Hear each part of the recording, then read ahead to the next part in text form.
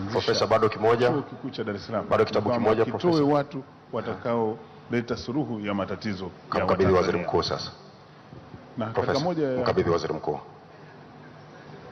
Na katika moja ya hotuba zake Mwalimu Jaji mkuu, kumradhi. Jaji mkuu, kaimu jaji mkuu. Chungarunza, katika moja ya hotuba zake Mwalimu Nyerere aliwahi kusema kama nchi hii atamuongezea mtu mshahara ni mkuu wa Chuo Kikuu cha Dar es Salaam na mkutubi mkuu wa maktaba ya Tanzania. Kwa nini wanaleta bongo zinazoleta suluhu ya matatizo ya Tanzania? Kwa hili ni tunda la Chuo Kikuu cha Dar es Salaam. Na Profesa Nehemia Osoro anategemewa katika masuala ya uchumi barani Afrika na Benki ya Dunia pia.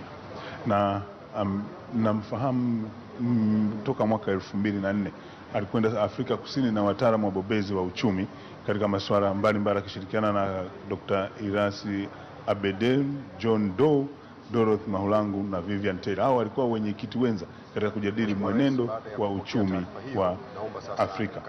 Nitakusimulia mengi kuhusiana na Profesa Osoro, utaweza kumfahamu. Asante. Kwa ajili ya kuendelea na utaratibu.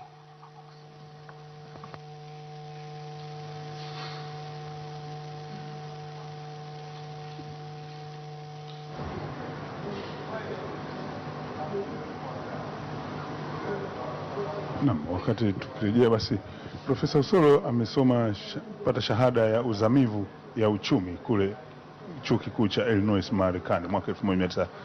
Mheshimiwa Rais, tumsikilize baada katibu ya mkuu kiongozi kukabidhiwa ripoti na baada ya kusikia yale yaliyomo ndani ya ripoti, nadhani sasa ni muda muafaka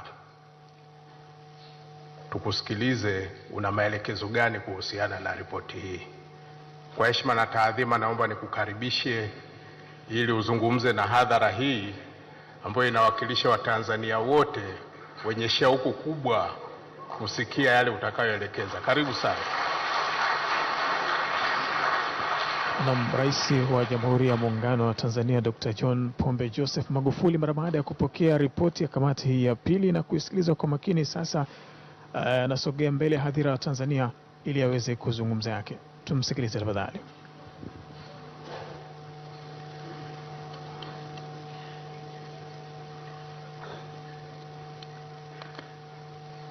Mheshimiwa Samia, Makamu wa Rais wa Jamhuri ya Muungano wa Tanzania, Mheshimiwa Majaliwa, Waziri Mkuu wa Jamhuri ya Muungano wa Tanzania, Mheshimiwa Ndugai, Spika wa Bunge la Jamhuri ya Muungano wa Tanzania, Mheshimiwa Profesa Juma, Kaimu Jaji Mkuu wa Tanzania, waheshimiwa viongozi wa dini mlioko hapa, waheshimiwa wazee wetu wakiongozwa na Mzee Butiku, waheshimiwa viongozi wa vyama vya siasa mlioko hapa, waheshimiwa wakuu wa vyombo vya ulinzi na usalama, waheshimiwa mawaziri, makatibu wakuu, viongozi mbalimbali mliojumuika na sisi, waheshimiwa wakuu wa mikoa, wakuu wa wilaya, wajumbe wa kamati, ndugu zangu wasanii na Watanzania mnaotusikiliza. Saa nyingine huwa ni vigumu sana uzungumze nini mara baada ya kupata ripoti kama hii ambayo inatia uchungu sana. Nina uhakika kwa Mtanzania yoyote mwenye akili timamu, ukisikia ripoti kama hii inatia machungu sana, na ndio maana ninashindwa nianzie wapi, ninashindwa nizungumze nini katika ripoti kama hii. Lakini labda nisije nikasahau, ninawapongeza kamati.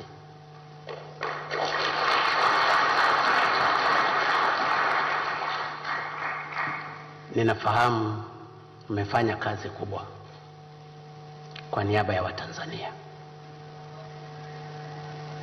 Ninafahamu shida mlizokuwa mnazipata. Nafahamu wapo wengine walitaka hata kuhatarisha maisha yenu. Walishindwa kwa sababu tulikuwa tumewaandalia ulinzi wa kutosha. Tunafahamu wengine hata walifikiri hata kwa kamati ya kwanza na ya pili, walifikiri wengine kwamba pesa ndiyo solution ya kuzibadilisha kamati. Mimi nawapongeza, mlimtanguliza Mungu wenu mbele, mkatanguliza maslahi ya Tanzania, mmetimiza na mmefanya wajibu wenu. Nina uhakika Mwenyezi Mungu ataendelea kuwajalia, lakini umma wa Watanzania wanaopenda mali yao itunzwe na itumike kwa ajili ya Watanzania maskini wataendelea kuwaombea.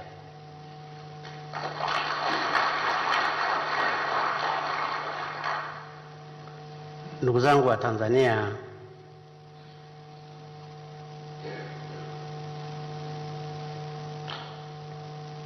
Mungu alitupenda Watanzania, akatuweka katika nchi ya Tanzania. Lakini kwa upendo mkubwa wa Mwenyezi Mungu kwa Watanzania, alituwekea mali asili nyingi ili ziwanufaishe Watanzania. Tanzania katika dunia hii ni eneo ambapo kila kitu kipo. Madini tulionayo Tanzania ni madini ya kila aina na wala sio madini machache. Tuna dhahabu, tuna copper, tuna silver, tuna beryllium, tuna graphite. Tuna madini karibu yote yanayopatikana kwenye periodic table. Lithium, beryllium, yttrium, nickel, zinc, manganese, copper. Unaweza ukazungumza yote mpaka ukasahau, lakini yote yako Tanzania. Tanzania tumepewa gesi, methane gas, ethane, propane, lakini mpaka helium ambayo inapatikana katika nchi 3 tu duniani iko Tanzania. Mpaka tanzanite ambayo inapatikana katika Tanzania tu.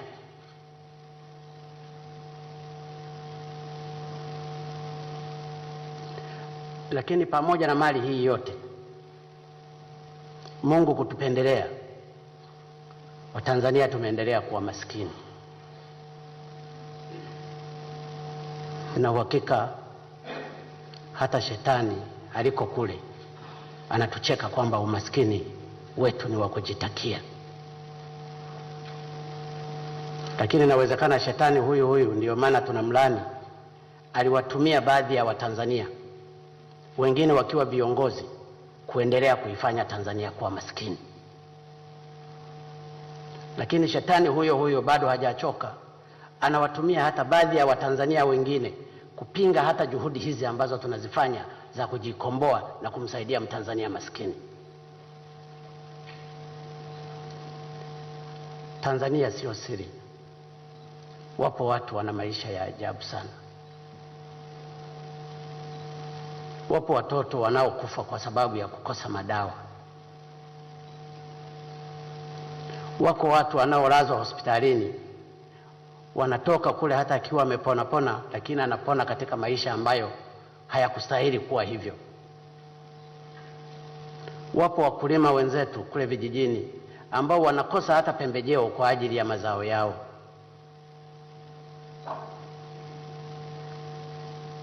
Ipo miundombinu ambayo tulitakiwa tuitengeneze, tunakosa hata fedha za kuitengeneza, na saa nyingine tunakopa kwa masharti ya ajabu wakati mali tunazo.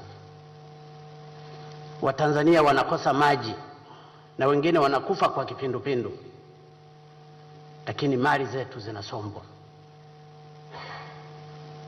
Wapo Watanzania waliofariki kwa ajali baharini na ziwani na barabarani kwa sababu ya kutokuwa na miundombinu. Mwanza kwa mfano walikufa watu karibu 1000. Sasa ni miaka mingi imepita, bado hatujawatengenezea hata meli. Lakini wapo Watanzania wenzetu waliopewa madaraka na Watanzania maskini kwa ajili ya kusimamia rasilimali zetu. Wao wamekuwa pati ya watu wa kuwaibia Watanzania maskini.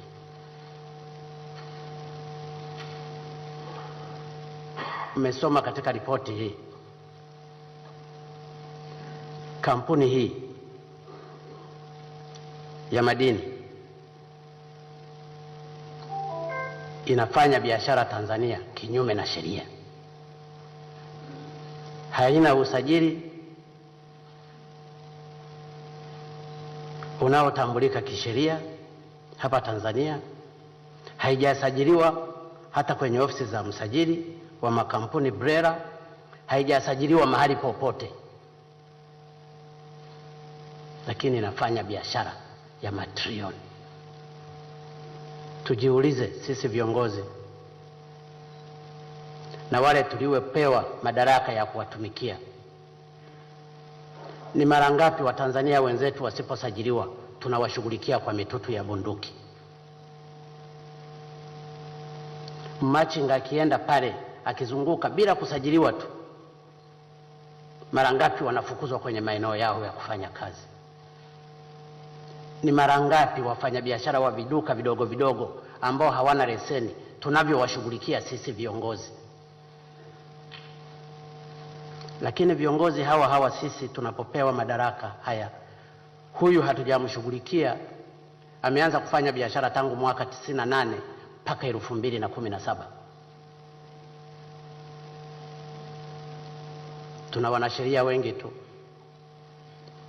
na wengine wanakuwa wanatisha, utashtakiwa. Mali ni yangu, nimeamua kuiangalia mimi mwenyewe, halafu uje unishtaki, halafu uendelee kuchimba. Uje uendelee kuchimba humu na umenishtaki.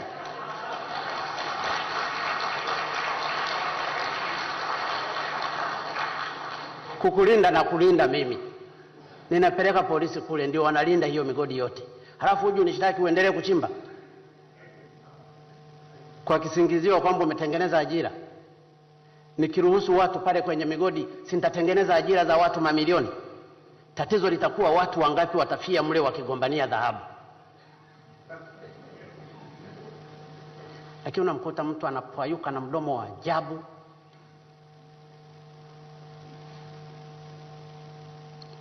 Tuko hapa kwa ajili ya kulinda maslahi ya Watanzania. Tumechezewa vya kutosha. Haiwezekani tukawa sisi ndio wa kuibiwa tu. Katika ripoti hii nilikuwa najaribu kuandika yale makontena 277 kwa dini ya dhahabu, walisema lina thamani ya bilioni 79.94.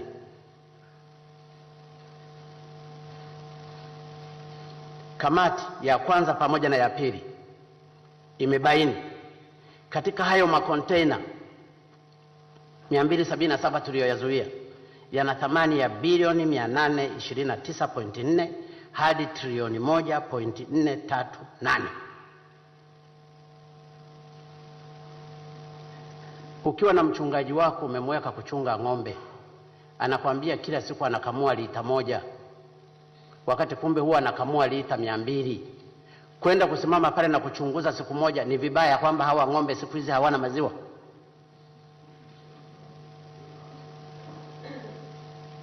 Sinafuu siwe na ng'ombe. Kwenda kuangalia ng'ombe wako siku hizi hawatoi maziwa, wanatoa lita 1 tu, ninayoambiwa na mchungaji, umefanya kosa. Lakini mnaweza mkajua siri yake iliyokuwepo. Na hii ni kwa dhahabu, mbali ya madini mengine yaliyokuwepo. Lakini hawa watu walizungumza huwa wanasafirisha mchanga wa dhahabu ambao una madini aina 3 tu: dhahabu, kopa na silver. Lakini kumbe kuna madini zaidi ya 12. Maana yake ni mlima lile la makontena yote ni madini.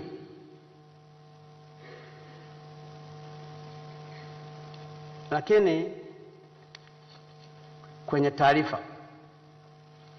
ambayo ilikuwa inasomwa hapa, idadi ya makontena ambayo yamepatikana kutoka mwaka 98 hadi 2017 kwenye ripoti ambayo iko recorded pale TRA ni makontena 44,277. Lakini kwa ripoti ya tume walivyo calculate wamekuta ni makontena 61,320. Na katika makontena haya thamani yake, ukichukua kwamba uzito ulikuwa ni ule wa chini wa kilogramu 28 kwa kila kontena, maana yake thamani kwa dhahabu tu ni trilioni 108.06 hadi trilioni 183.32. Na hiyo ni dhahabu tu, bado hujaweka madao mengine. Na wametoa tafasiri hapa kwamba ni zaidi ya tani 1,240 hadi tani 2,103. Nimejaribu hizi tani mimi kuzigawa kwa lori la tani 77 kwamba patakuwa na malori mangapi ambayo ni dhahabu tu. Nimekuta ni kati ya malori 177 mpaka malori 304 ambayo ni dhahabu tupu ya tani 77. Sasa ndugu zangu wananchi na Watanzania wote, ufikirie mahali pamepaki malori 300 ya tani 77 ambayo ni dhahabu tu. Mzee Cheo, ungeonaje? Lakini hizo dhahabu zote zinaondoka, ninyi mnabaki hamna kitu. Hata kile mlichokuwa mnatakiwa kulipwa nacho hakilipwi. Na ukijumulisha sasa na madini mengine, silver, copper, sulfur, iron, nickel, zinki, rhodium, yttrium, tantalum na kadhalika, unajikuta fedha, thamani ya madini hayo kwa kuchukua kile kiwango cha chini ni trilioni 132.56 hadi trilioni 229.977. Ndiyo thamani ya madini yaliyosafirishwa kuanzia mwaka 98 hadi 2017 kwa kuchukua kiwango kile cha chini.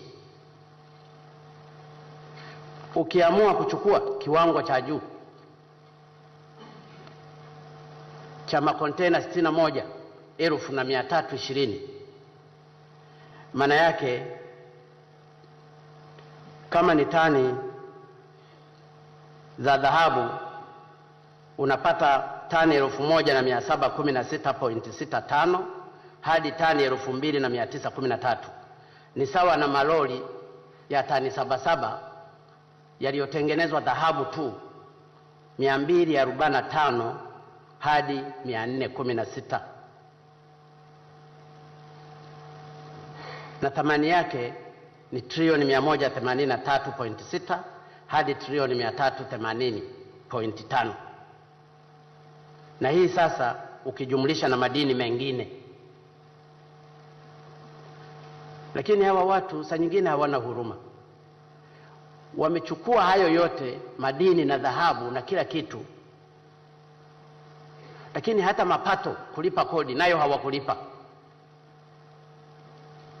Thamani ya kodi ambayo haikulipwa kuanzia mwaka 98 hadi 2017 ni kati ya trilioni 68.59 hadi trilioni 108.5. Sasa usichukue hizi uzijumulishe kwenye trilioni 380, mtapata ni kiasi gani cha fedha ambacho tulipoteza. Lakini kwa ujasiri mkubwa hawa watu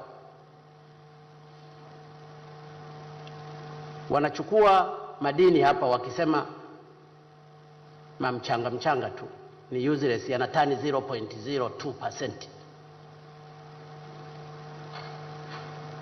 Haya makontena yaliyoko hapa tayari yameshauzwa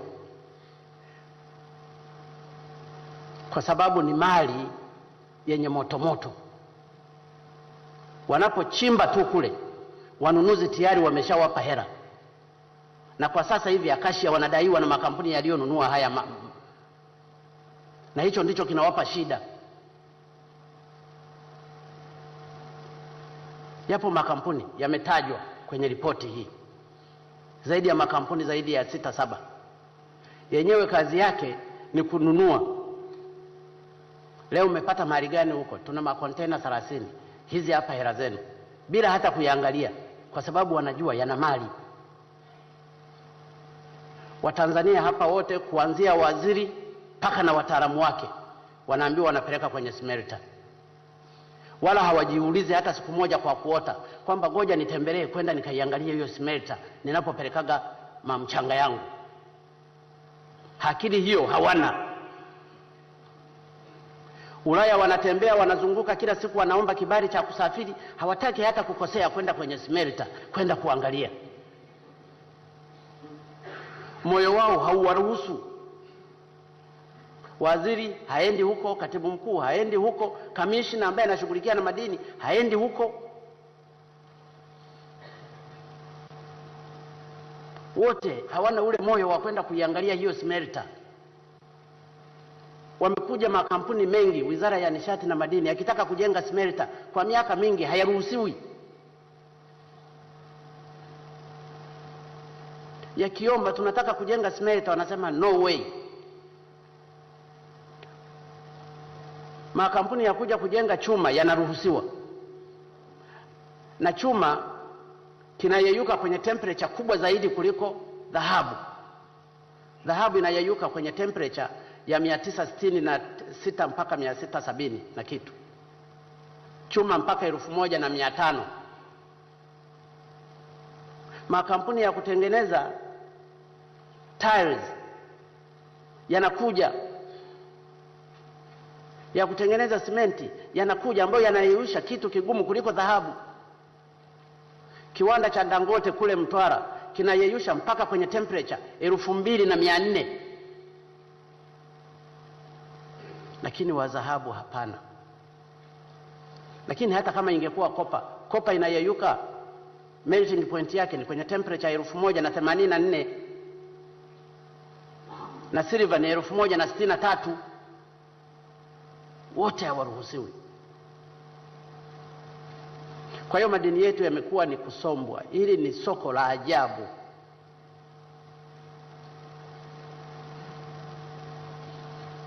Ni la ajabu. Na ndio maana ndugu zangu, najiuliza sana nizungumze nini, kwa sababu inatia machungu sana. Mtu ulikuwa na share ya 15%, unakwenda una saini, unaweka iwe 5%, baadaye unakaa miezi mitatu unaona hata hii 5% hapana, iwe 0%.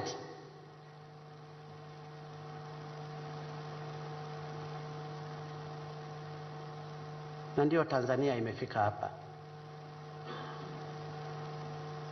Na hawa ni matajiri, na ndio maana mnapoona ndugu zangu kuna resistance kubwa, mjue ni kwa sababu ya pesa zetu wenyewe ndio zinatuchelewesha.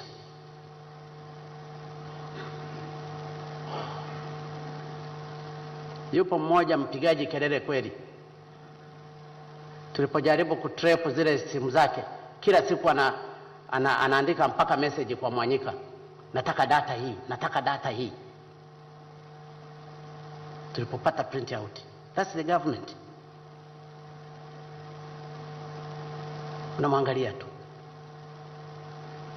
Nilipokuwa nikizungumza ndugu zangu kwamba hii ni vita ya uchumi, na vita ya uchumi ni mbaya kuliko vita ya kawaida. Vita ya kawaida adui unamuona, na saa nyingine msaliti anapowasaliti mkiwa kwenye vita ya kawaida, maaskari wanajua kazi yao huwa wanafanya nini. Huwezi ukawa msaliti alafu ukasurvive tu. Lakini kwenye vita ya uchumi wasaliti huwa wanasurvive tu.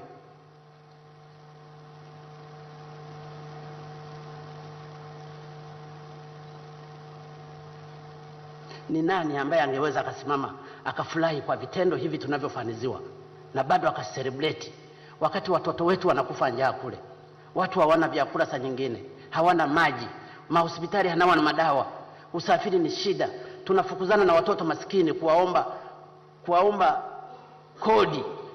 Hii kodi ambayo iko pale tumepewa na Mungu hatuishughulikii. Ni unyama, na kama ni dhambi, hii ni dhambi kubwa. Mimi ndugu zangu, nilipozungumza kwamba hii lazima we have to fight for this, sio kwamba mimi sina damu. Nina damu, lakini damu yangu haina faida kama wananchi wa Tanzania walionichagua kwa moyo wao bila hata kuwahonga, na Mungu akawabariki kwamba mpeni huyu, halafu nisimame pale nikawe mmoja wa wasaliti.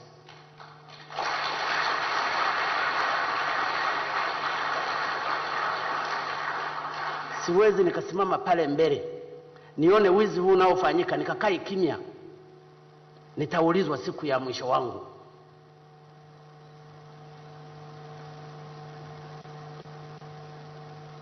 Madhahabu haya si ni mengi? Si ningesema na mimi nisafishie kule likakae huko Ulaya. Kwani waliokuwa wanashusha percentage mpaka 0, unafikiri walikuwa wanafanya bure? Hawakujali maisha ya Watanzania, walijali maisha yao.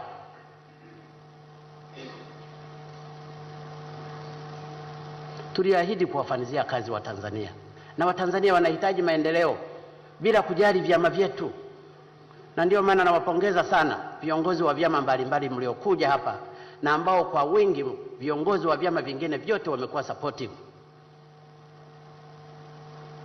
Hizi fedha zikienda hospitalini haziendi kwa wana CCM tu. Hata ukiwa Chadema utatibiwa. Tukipandisha mishahara iwe kwa walimu, maaskari, wanani, ni kwa faida ya Watanzania wote.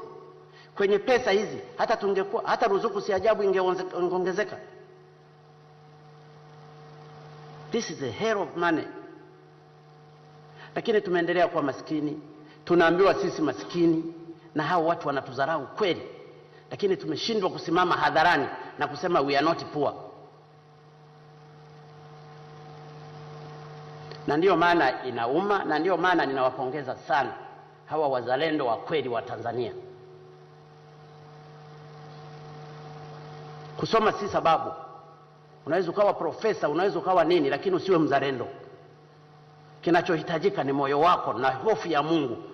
Ni hii ndio wameifanya hawa watu.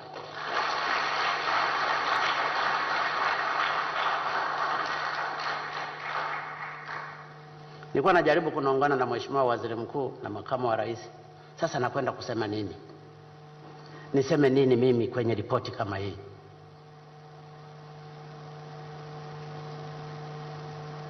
Kwenye ripoti ya kwanza ile, Dr. Kafumu amehangaika kumtafuta Profesa Mruma kusudi afanye changes. Paka akaenda kwenye kituo pale cha Dodoma walipokuwa wakifanyia zingine analysis. Ni ujinga mtupu. Kuna dokta mwingine Muhimbili wala hahusiki na haya mambo, naye ameenda mpaka kule, mpaka kamera zikawa zinamulika, mpaka tukamshika. Ikabidi tu tumbembeleza arudi akatibu watu. Naye ametuma watu kwenda kufanya forgeries. Hati kwa sababu ni Mpare na Profesa Mruma alikuwa Mpare, basi anataka kutumia hiyo. Masilahi ya taifa hayana kabila, hayana dini, hayana vyama, ni kwa ajili ya Watanzania wote tunayoyahitaji. Ndugu zangu, katika hizi yako mengi yamefanyika, sitaki niyafumue yote. Itoshe tu kusema hizi timu zimefanya kazi nzuri.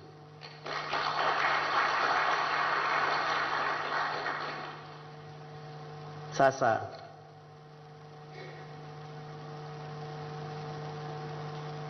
mnataka mimi nisemeje? Jamani, nisemeje mimi? Mimi la kusema la kwanza,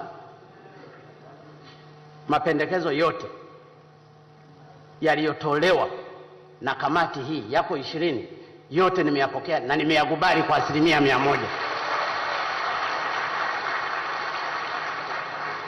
Kwa hiyo wahusika wote waliotajwa kwenye ripoti hii, uwe bado uko serikalini, uwe uko nje ya serikali, uwe sasa hivi unafanya biashara zako kama Karamagi, vyombo vya dola vifuatilie, wahojiwe, watoe ushirikiano ili kusudi ukweli upatikane katika swala hili. Lakini la pili, hii kampuni ambayo haiko registered, nilikuwa najaribu kuangalia humu kwenye ripoti, nimefunua tu bahati mbaya kwenye ukurasa, niliona ukurasa wa 25 hapa, the legal property of Acacia Mining. Ripoti imeandikwa kwa Kiingereza. Ukisoma haya sasa mtiririko wake, unaweza ukaona maajabu. The selected committee noted existence of the several communications made by Acacia Mining, na kuelezea, unaweza ukalia. Lakini wakaja wakamalizia, the selected committee further found that there is no record with BRELA that Acacia Mining owns shares or is holding a company of Bulyanhulu Gold Mine Limited, North Mara Gold Mine Limited, and Pangea Mineral Limited. In the absence of records about shares held by Acacia Mining with BRELA, change of name, certificate of incorporation, and the certificate of compliance, it is clear that Acacia Mining is a non-existing entity in Tanzania.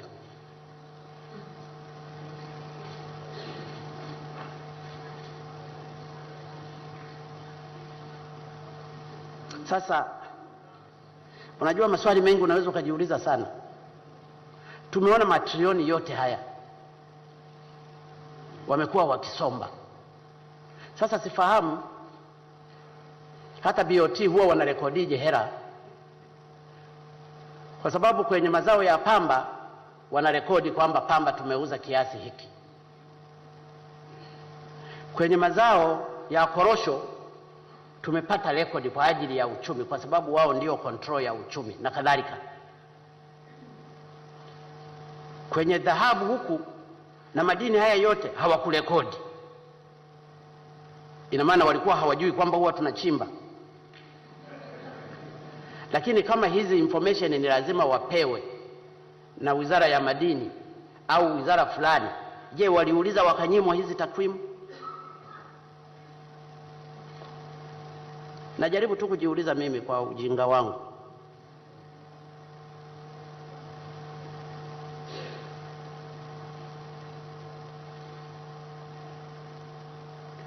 Ukiwa na mali yako, kwa mfano umepeleka pamba Ulaya, huwa tunapata rekodi kwamba mwaka huu imesafirishwa tani milioni kadhaa. Je, dhahabu kwa nini hatuzungumzi? Ina maana tunaiona ni cha ovyo tu. Lakini hata tunajiuliza wizara inayohusika na registration ya BRELA, bahati nzuri wao wamepata principle kwamba walikuja hawakuwa na qualification za kuwa registered. Je, Wizara ya Nishati haikujua kwamba inafanya kazi na mtu ambaye hayuko registered? Tangu mwaka 98, mwaka ukapita, ukaja mwaka 99, ukaja mpaka 2000, mpaka 2017, wewe unaendaga naye tu kufanya transaction. Unawatuma TMA kukagua tu, wanamkagua mtu ambaye hajawa registered. hata kumuuliza tu, wewe cheti chako kiko wapi? And you are there, tena profesa.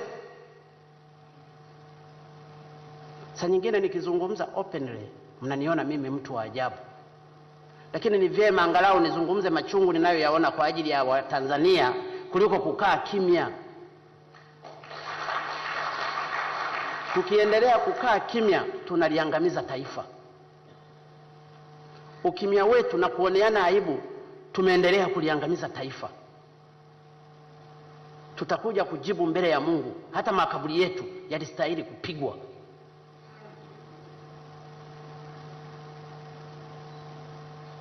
It's so painful. It's really painful.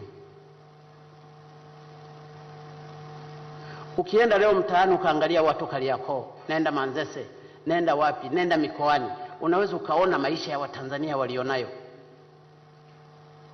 ni ya mateso. Nenda katika kila mkoa. Mimi nimezunguka Tanzania nzima wakati nikiomba kura, mpaka nilikuwa najiuliza kwa nini hata ninaomba hii kazi. Umaskini wa Watanzania wanaokuzunguka, lakini wanakutuma nenda katusaidie.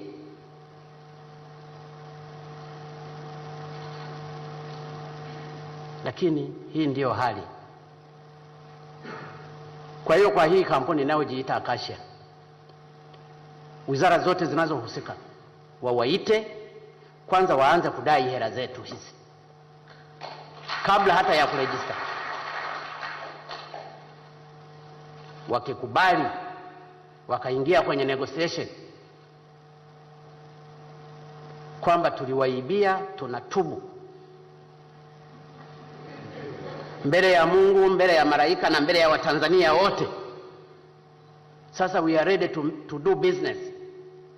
Lakini haya yote yaliyokuwa registered hapa sasa tu discuss kwa ajili ya kuyalipa. We are ready for discussions. Baada ya hapo ndio process ya kufanya registration. Sasa hivi hakuna kuwa register, na ninasema hakuna mchanga kutoka nje.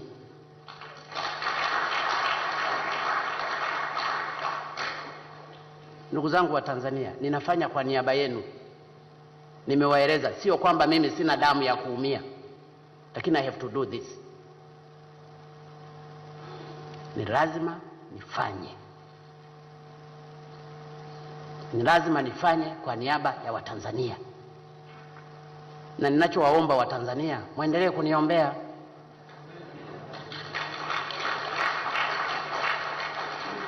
Na tuendelee kushikamana katika hili. Mkiwa kwenye vita, mwingine anaenda hivi, mwingine anaenda hivi, hamwezi mkashinda. Wanasheria wetu wasimame katika hili, kwa sababu hili ni kwa ajili ya maslahi mapana ya taifa letu. Na kutokana na haya, na hasa kwa sababu sheria zetu ni za ovyo, nitaomba wataalamu wa sheria kupitia Wizara ya Sheria ya Profesa Kabudi. Sasa sifahamu na wewe profesa wa sheria ukashindwa sheria tu za hizi ndogo ndogo, nitakushangaa. Mkawe na timu ya wanasheria ambao ni waaminifu, sio wanaohongwa hongwa. Pitieni hizi sheria zote. Halafu nitamwomba Mheshimiwa Spika tuzipeleke bungeni, hata kama ni kuongeza kipindi cha bunge kukaa zaidi, wakazijadili hizi sheria zote, mkazifanyia amendment.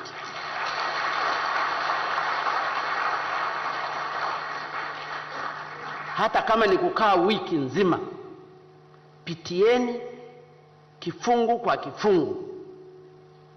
Haiwezekani mtu dhahabu ni yako, mtu ametoka tu kule ameleta mitambo anakuchimbia, halafu hata unapata royalty ya 4%. 96% zote wanapeleka, hata hii unayostahili kupata.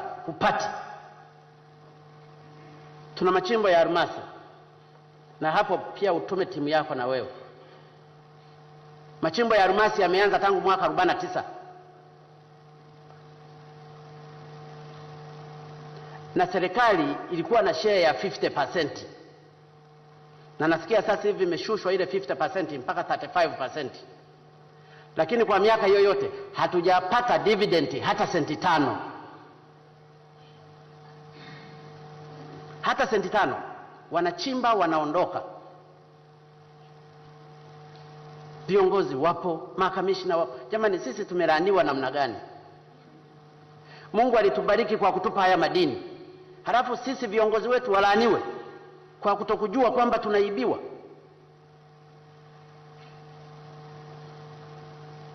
Na wanapojaribu wachimbaji wadogo wadogo kuchimba, wakiona vizababu zao ni kufukuzwa tu. Ati hapa ni mwekezaji. Huyo naye ni mwekezaji.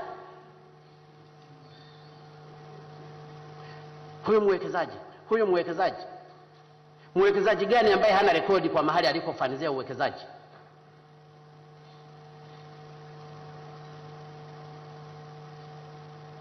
Tumechelewa. Nimeshukuru sana viongozi wakuu wa mikoa mko hapa. Kasimamieni haya katika maeneo yenu.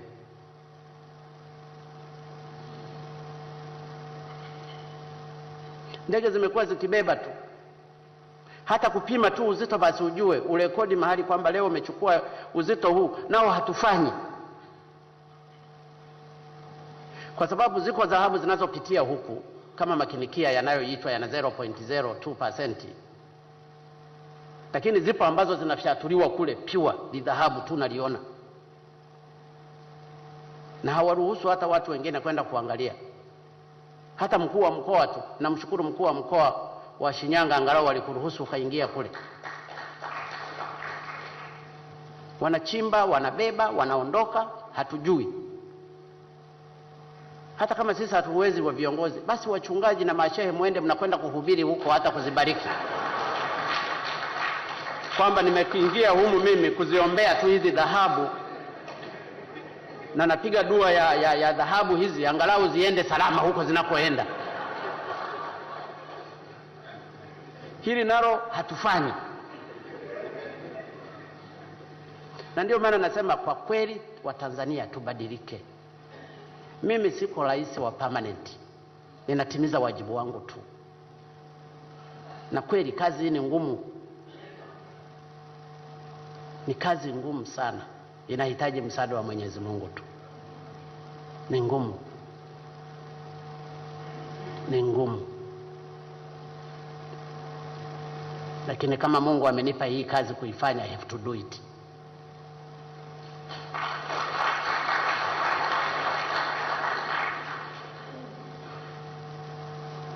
Na ndio maana ninawaomba ndugu zangu, twendeni pamoja.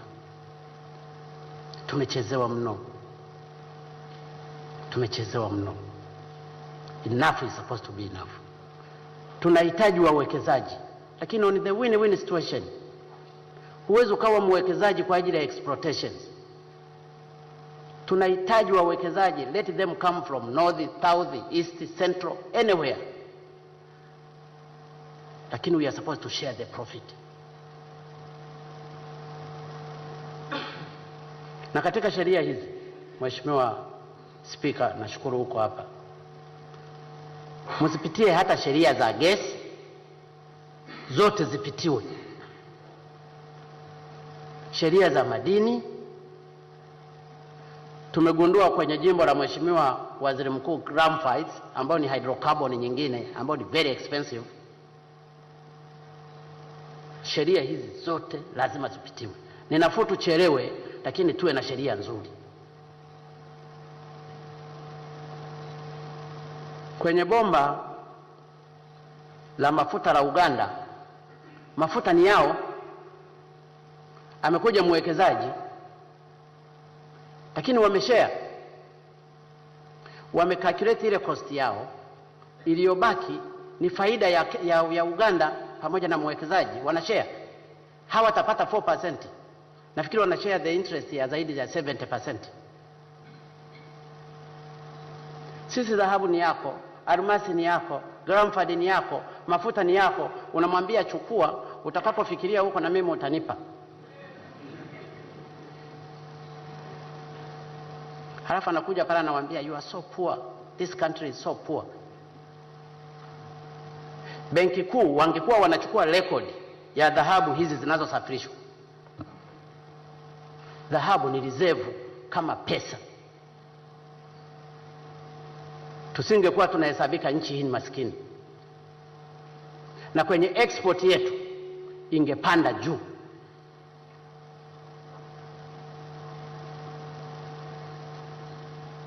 Pale BOT kuna PhD 17. PhD 17.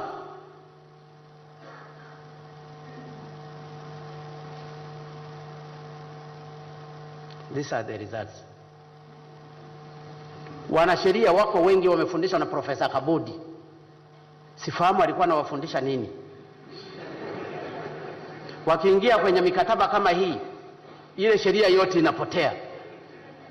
Wanasaini chochote wanachoambiwa. Na saa nyingine draft ya contract zinatoka zimeandaliwa kule. Wao wanakuja kuinishwa. This is the country. Tumerogwa na nani?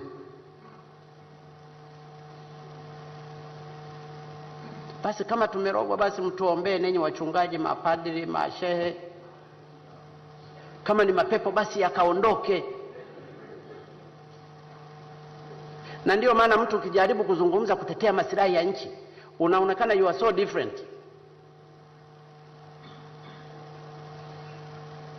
Mtu amechaguliwa na watu, unakuta kwenye jimbo lake umaskini ni mkubwa, lakini anatetea haya ya upumbavu. Lakini unamkuta huyo mtu siku za nyuma alikuwa ameshaji identify mwenyewe kama mtetezi wa mazingira na nini. Amekuja tu amepinda ghafla hapa, unaweza ukajijua kuna mdudu gani ulimuingia mpaka akili hii kabadilika haraka hivi. Kwa sababu maslahi ya nchi, it is not politics. Ni watu tunaowaongoza. Kwa hiyo ndugu zangu, viongozi wenzangu, ndugu wananchi mlioko hapa na viongozi wa dini na Watanzania kwa ujumla, ripoti nimeipokea yote nimeikubali, na viongozi walioko ndani ya serikali na vyombo vingine vya dola vya ulinzi na usalama, ripoti mmeisikia. Kila mmoja katika eneo lake akalishughulikie. Kama linahusu Wizara ya Fedha, nenda ukalishughulikie. Kama linahusu Wizara ya Sheria, nenda ukalishughulikie. Kama linahusu PCCB, nenda ukalishughulikie. Kama watu wametajwa hapa, unless labda yule aliyetangulia mbele ya haki rafiki yangu Kigoda, lakini wengine wote wapo. Mwahoji kwamba ni kitu gani kilikufanya wewe kushuka mpaka 15% mpaka 0%. Na saa nyingine wengine walisafiri mpaka kwenda hata Ulaya kule kwenda kusaini haraka.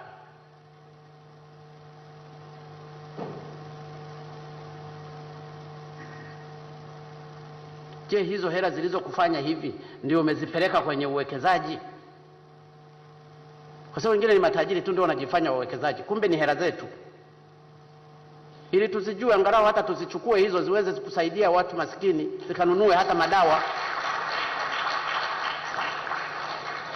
Ni lazima tuchukue maamuzi magumu. No matter yanamhusu nani. Awe rafiki yako, awe ndugu yako, awe nani, we have to do it. Ni kama walivyofanya hawa. Nina uhakika Kiuki alipokuwa akizungumza hatua zichukuliwe kwa wanasheria waliokuwepo wakati mikataba hii inafanyika, ndio walikuwa mabosi wake, Kiuki, Mlata, lakini mmeweka hapa kwa kutanguliza maslahi mbele. Ndio Watanzania wa aina yenu ndio tunaowahitaji. Ndugu zangu, naweza nikazungumza sana, lakini makontena wanasema yako 20 tu tani, kumbe yalikuwepo makontena mpaka tani 25.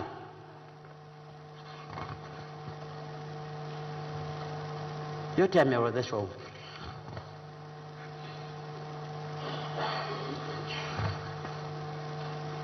Mtu faida umeipata hapa, halafu unairudisha, unasema hii ndio tumewakopesha. Mavifaa yao wanayapandisha bei, wanayainflate. Hata kwenye TRA walichokuwa wakidai hawalipi. Wakipelekwa mahakamani, tukishinda wanaapili, tukishinda tena wanapili, wanapeleka kwenye arbitration.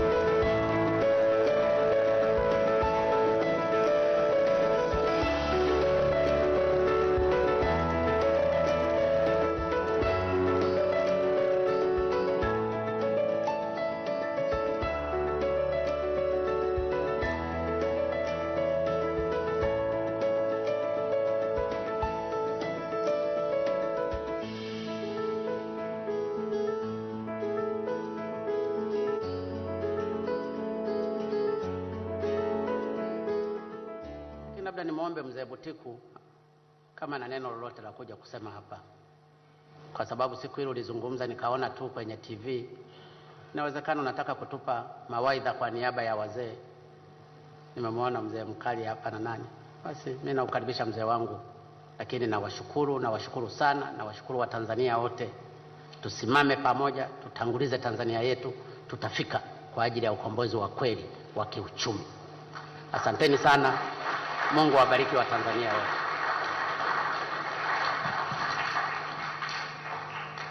Asante sana Mheshimiwa Rais, na Mzee Butiku, karibu sasa kwa salamu zako.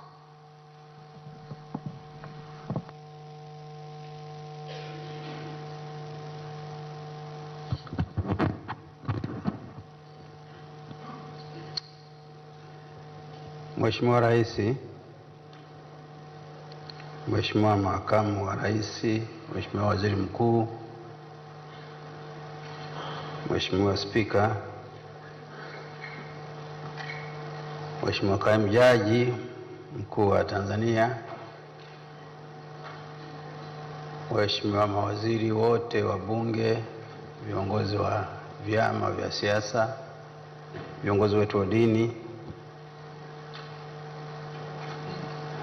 Katibu Mkuu ndugu Kinana, mwenyekiti wa tume, kamati ya Rais, itifaki imezingatiwa. Mheshimiwa Rais, asante sana kwa kunipa heshima niseme neno. Sasa sikutarajia,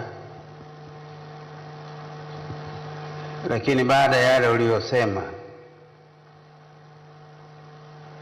na yale ambaye yamekuwa yanasemwa huko nyuma na uliyosema huko nyuma, acha leo, ni vigumu sana. Nadhani yametosha. Kinachotakiwa ni utekelezaji na usimamizi wa utekelezaji huo, na ndivyo ulivyosema utakwenda kufanya na kumwomba Spika na wengine tufanye. Basi twende tufanye. Na sisi wazee kama tulivyowahi kusema siku chache tulizopita, wazee wenzangu walinikaribisha na pale tulisema tunakupongeza sana na tunakushukuru kwa kazi nzuri unayofanya wewe na serikali yako.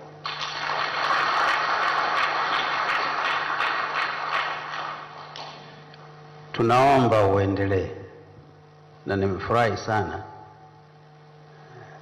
kuwa hapa kurudia kusema hivyo, kukupongeza na kukuomba uendelee na wenzako wakusaidie.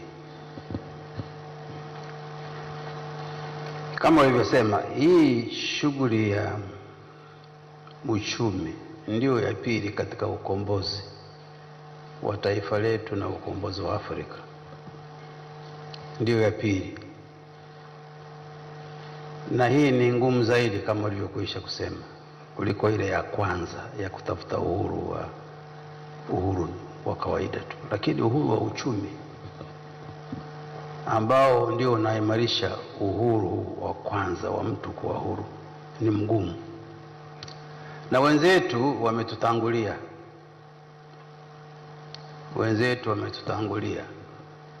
miaka mingi. Waingereza miaka karibu 900, Marekani miaka 350, wazungu wengine zaidi,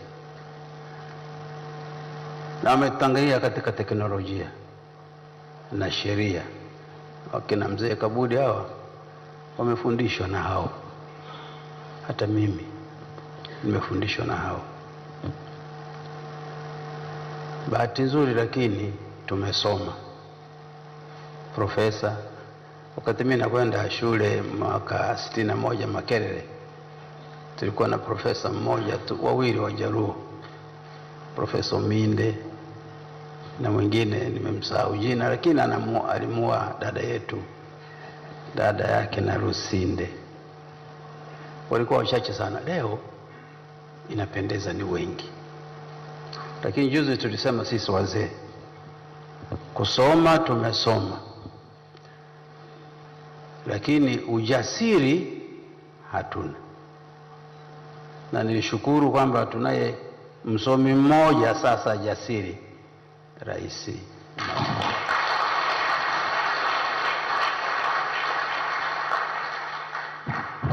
Unaweza ukasoma tu, somi tu, unatembea unakula majani tu hivi, una faida. Unaweza ukasoma ukawa jasiri ukasaidia watu wako. Basi tunashukuru kwamba rais wetu ni jasiri, lakini tumuunge mkono. Mimi ndio kubwa nilotaka kusema. Watanzania wote tuna uzee, mradi uzee si uzee.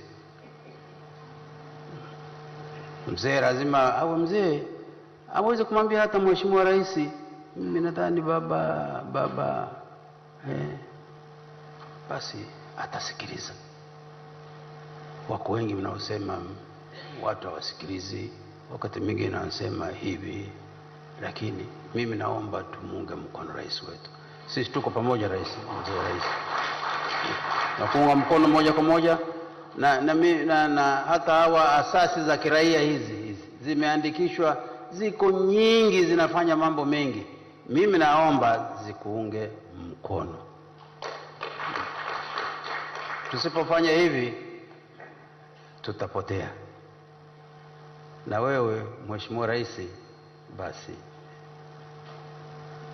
kila unapopata nafasi ujue tupo. Unaweza ukatuuliza huko, watu wa dini hawa, tutakusaidia. Asante sana kwa kunipa nafasi. Asante sana kwa kazi unayofanya. Endelea, tuko pamoja. Asante. Mzee Joseph Butiku akiwakilisha wazee katika kuhakikisha kuwa mheshimiwa rais anaungwa mkono. Pia ana mkono pale. Kumbuka hapo awali nilikuwa nikikusimulia. Asante sana Mzee Joseph Butiku kwa nasaha zako. Hakika tumekuelewa.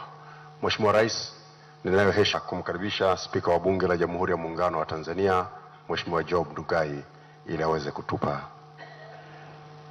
ujumbe wake. Karibu Mheshimiwa Spika.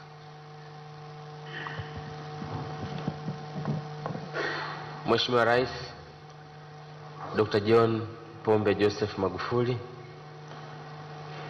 kwa sababu ya muda, Mheshimiwa Makamu wa Rais, Mheshimiwa Waziri Mkuu, Mheshimiwa Kaimu Jaji Mkuu, ndugu zangu viongozi wa serikali, wazee, na kipekee kabisa kamati maalum hii ya Mheshimiwa Rais.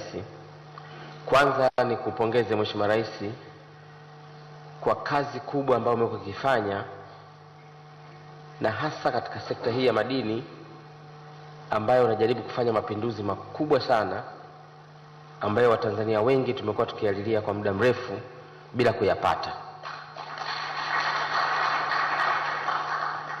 Lakini pia nipongeze kamati ambayo ilikuwa ikiongozwa na Profesa Osoro. Mheshimiwa Rais, mimi Profesa Osoro leo ndo nimemuona kwa mara ya kwanza hapa, lakini namfahamu sana. Namfahamu sana kwa sababu wakati ule tulipokuwa tukisoma chuo kikuu cha Dar es Salaam, ni mmoja wa profesa wachache sana maarufu mno, lakini sikubahatika kumuona. Leo ndo nimemuona. Kwa mwanafunzi yeyote kuanzia miaka 90 aliyesoma masomo yanaendana na finance, aliyesoma economics au mazingira ya aina hiyo ya mahesabu, uhasibu, uchumi, fedha, hapo mwaka wa pili katika kozi ya miaka mitatu ana somo la Profesa Osoro,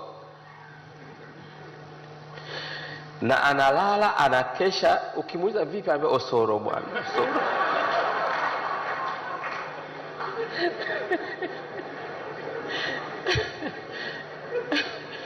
Yaani mwaka wa pili, sio ule wa mwisho, wa pili ule.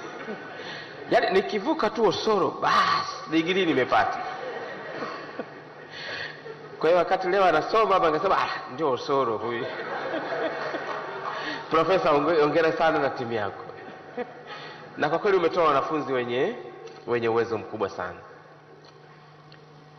Mheshimiwa Rais, kama ulivyosema, kwa kweli taarifa hii na ile ya kwanza ya Profesa Mruma zimetuuma sana Watanzania. Sana.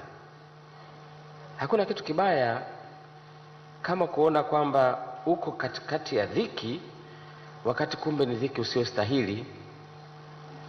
Ni kama hotuba moja alitoa mwalimu wakati fulani, sijui Iringa au wapi kule Mbeya nadhani. Akasema unaweza ukawa anatumia neno zuzu, ukapewa goroli hivi, ukaambia hii almasi hii sio almasi hii, wewe chukua hii, wewe ukampa. Ndio Watanzania tunafanya kitu cha namna hiyo. Sijui mwalimu aliona vipi mambo haya. Ni mambo ya ajabu sana. Huwezi kuamini katika akili ya kawaida. Wako watu wanasema sheria hizi, mikataba hii ilifungwa mwaka 93 sina huko nyuma, ndio maana mikataba ya kijinga namna hii, hata kama ilifungwa mwaka sijui mwaka gani, ni mikataba ya hovyo tu. Hatuwezi kuendelea. Kwa hiyo wito wangu ni mmoja tu, tumuunge mkono Mheshimiwa Rais. Tumepata bahati hii, tuitumie nafasi hii vizuri zaidi. Na mimi kwa kusimama hapa ni kuhakikishia Mheshimiwa Rais, mimi na wabunge wenzangu wote tukiongozwa na kiongozi wa shughuli za serikali bungeni Mheshimiwa Waziri Mkuu, kwa kipande chetu tutakitendea haki kwa uaminifu mkubwa kabisa, kuhakikisha kwamba sheria zinazoletwa kwa haraka kabisa hizi za mabadiliko ya gesi, ya madini na kadhalika, zote tutazirekebisha kuhakikisha kwamba zinakaa vizuri kwa maslahi ya Watanzania. Lakini pia kabla bunge hili halijaisha, nitaunda timu ya spika ya kufuatilia swala la almasi kama Mheshimiwa Rais alivyoniagiza hapa. Lakini pia kama mnavyofahamu, nayo timu tayari kwa ajili ya kufuatilia Tanzanite kule Mererani. Kwa hiyo kwa pamoja, Mheshimiwa Rais akienda huku na sisi tunakwenda huku, tunaamini tunaweza tukafika haraka zaidi kule ambako tunataka kwenda. Mheshimiwa Rais, tunakuombea, tunakutakia kila laheri. Mungu ibariki Tanzania, Mungu ibariki Afrika. Asanteni sana.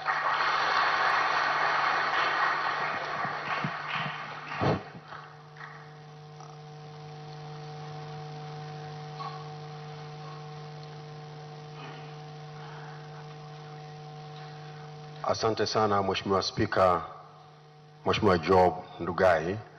Lakini kabla hatujaenda kwenye hatua hiyo ya mwisho, ningependa kutangaza utaratibu wa picha muhimu za kumbukumbu kwa tukio muhimu hili la leo. Tutakuwa na picha ya kwanza itakayohusisha meza kuu, kamati na kamati. Picha ya pili itakuwa ya meza kuu, kamati na vyombo vya ulinzi na usalama, viongozi. Picha ya tatu itakuwa ya meza kuu, kamati, mawaziri, naibu mawaziri na makatibu wakuu. Picha ya na viongozi wa dini. Picha ya tano itahusisha pia viongozi wa vyama vya siasa. Picha ya sita itakuwa ya kamati ya bunge, tunaomba pia na wale wabunge wa Jumuiya ya Afrika Mashariki. Halikadhalika picha itakayofuata itakuwa ya wazee wa Dar es Salaam. Kutakuwa na picha ya wawakilishi kutoka sekta binafsi na pia itakayojumuisha kamati ya amani ya mkoa wa Dar es Salaam na picha nyingine ambazo tutazihitaji kwa wakati huo. Baada ya wimbo huo, sasa naomba sote tusimame kwa ajili ya wimbo wa taifa kabla ya kuhitimisha tukio letu la leo. Brass band.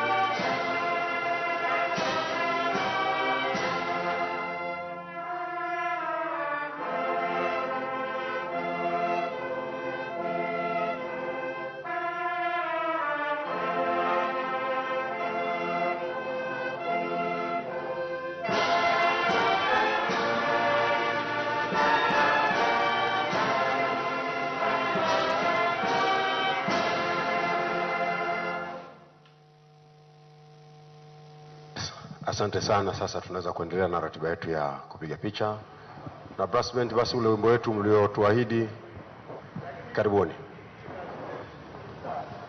Naam, mtazamaji wa TBC1, ukingali unatazama matangazo haya ya moja kwa moja, na ukumbuke tu pia katika matukio yaliyomuumiza Mheshimiwa Rais ni wakati wa uwasilishaji wa ripoti ya Profesa Mruma, hali kadhalika Profesa Nehemia Osoro hii leo. Awali nilikusimulia Profesa Osoro ni nani, lakini amefanya kazi kubwa Chuo Kikuu cha Dar es Salaam akifundisha masomo ya microeconomics, macroeconomics, trade, monetary theory na practice. Lakini pia ni mwenyekiti wa AERC na bado yupo katika idara ya uchumi. Amefanya machapisho mbalimbali ya economic analysis of the draft treaty, masuala ya ushauri katika Jumuiya ya Afrika Mashariki. Hali kadhalika amefanya masuala mengi yahusianayo na sera za fedha kwa Tanzania kabla na baada ya Mwalimu Nyerere. Lakini pia amefanya masuala mengi